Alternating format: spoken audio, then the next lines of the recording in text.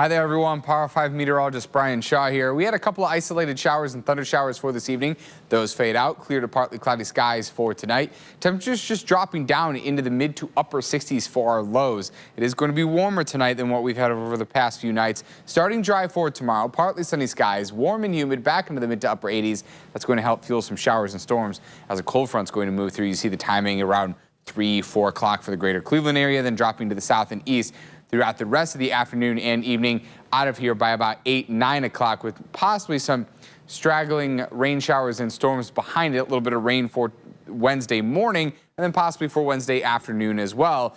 Temperatures will be cooler for us. So a little unsettled over the next couple of days. Thursday, mid to low 80s, afternoon showers and storms. Then it's dry the rest of the way. Friday, beautiful. Saturday, Sunday, beautiful. Monday, a little bit warmer in the mid 80s.